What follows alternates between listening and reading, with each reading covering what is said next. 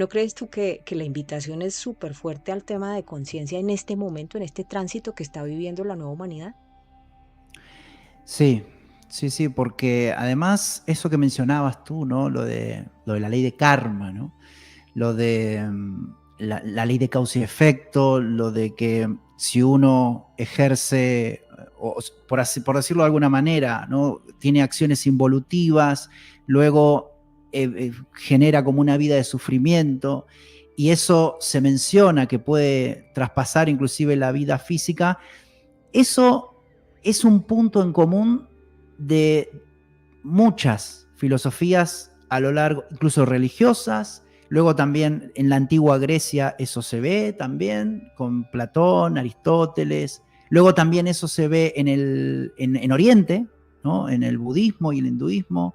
Eso es algo que está bueno, también Elena Blavatsky, que habló del tema, que es una influyente a nivel espiritual. También en el movimiento del nuevo pensamiento, eso está, lo del karma. Entonces, eso es algo, por eso, ante un tema tan, pero tan complejo, lo que habría que hacer y recomendamos a la audiencia de, obviamente, estudiar el tema y ver los puntos en común, ¿no? Y además también es un Claro, tema que genera mucha curiosidad y es muy apasionante, porque en esas sí. experiencias cercanas a la muerte, no solamente a veces las personas mencionan lo que está sucediendo en el hospital, sino que a veces incluso mencionan cosas que suceden en otros países. Hay un caso de una persona que en ese momento pensó en ir a visitar al hermano que vivía en Francia y cuando estaba muerto, le describió lo que ocurría en ese momento que lo fue a visitar, que en ese momento no estaba el hermano, pero estaba la mujer llegando de la compra, que había dejado el coche estacionado en la puerta, y entonces la persona cuando volvió a la vida le mencionó al hermano todo eso que había sucedido y luego lo comprobó con la esposa, ¿no? Entonces, se dice muchas veces, Sandri, que estas experiencias pueden ser alucinaciones. Sin embargo, hay diferencias entre las personas que tienen alucinaciones y los que tienen una experiencia cercana a la muerte, porque los que narran una experiencia cercana a la muerte mencionan cosas lógicas, ¿no? Una alucinación a veces no es lógica y es muy simbólica y no tiene esta lógica. Entonces, claro, esto está trayendo, bueno, y esto tiene mucho que ver con lo que tú mencionabas, perdona que no te respondí eso, la nueva humanidad, ¿no? Porque bueno, en el siglo pasado, si nos remontamos al siglo XX, no había casi médicos o neurocientíficos o personas que hayan estudiado en la Universidad de Medicina que se dediquen a dar conferencias o escribir libros sobre la supraconciencia, por ejemplo.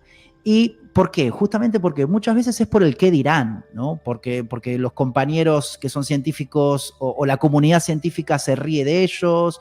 Entonces, es muy importante que surjan estas personas, estos investigadores, estos médicos que son valientes y que dicen, aquí hay algo que no estudié en la universidad, no lo vi mucho en mi práctica, entonces no tiene que ver con la materia y es importante que estas personas tengan la valentía de compartir sobre este tema porque eso Claro. forma parte de la nueva humanidad que hablamos mucho en estas emisiones, Andri.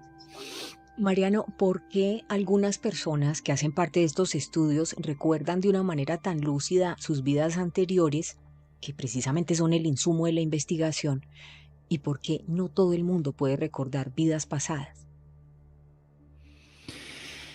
Eso tiene que ver con que las diferencias álmicas, ¿no? Con el proceso de aprendizaje en el que está la persona. Porque hay personas cuyo aprendizaje tiene que ver con el estado de conciencia y el proceso evolutivo.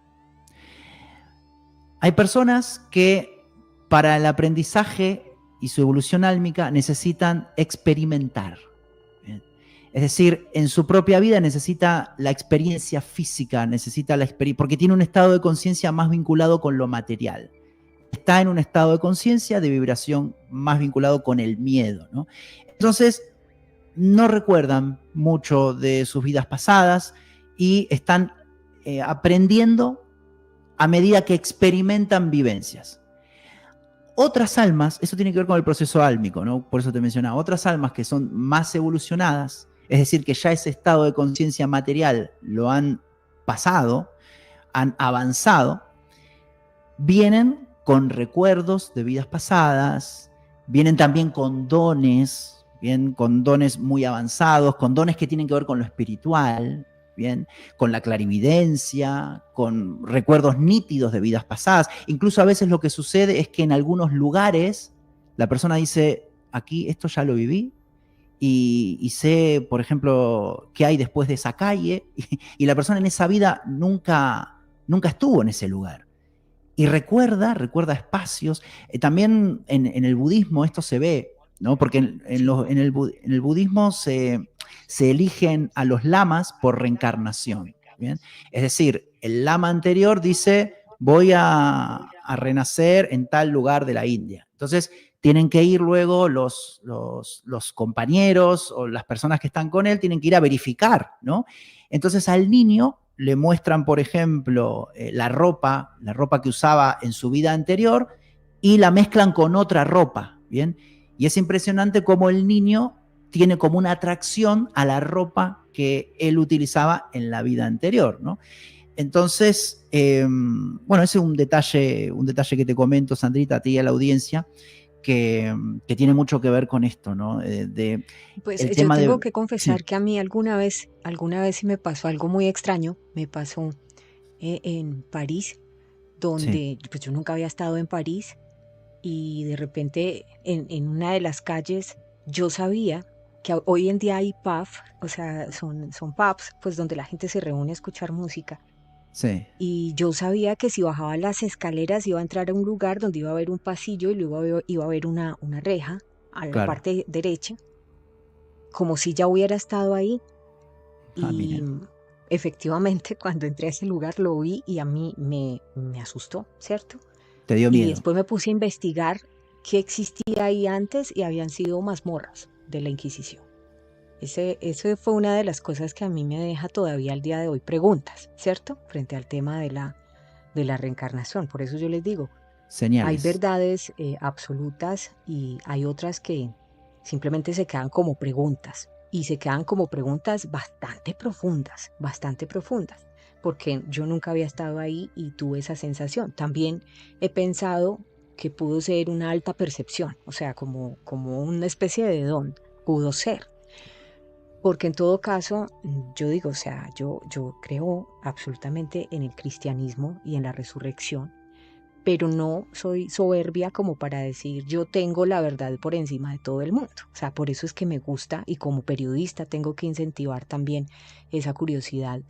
Y siempre he creído que este tipo de espacios son muy constructivos porque nos permiten retroalimentarnos de conocimiento, porque tú y yo que investigamos, que buscamos respuestas, tú que llevas más de no sé cuántos años, tal vez 15, investigando este tipo de temática, yo respeto mucho todo ese trabajo investigativo que hacen ustedes y quiero dejar resaltado que justamente la ciencia entra desde el siglo pasado y especialmente a este 2025 están muy inquietos con a dónde va la conciencia a partir de la cantidad de casos que se están recopilando, registrando de personas que dicen, mire, yo es que sí recuerdo mi vida pasada perfectamente y narran y van y cotejan hechos y lugares y se encuentran que tiene toda la solidez del caso.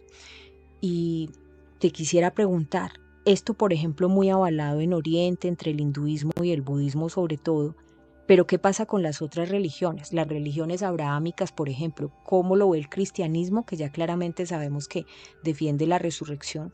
El judaísmo y el islam. ¿Qué pasa con las religiones abrahámicas? ¿Cómo lo ven?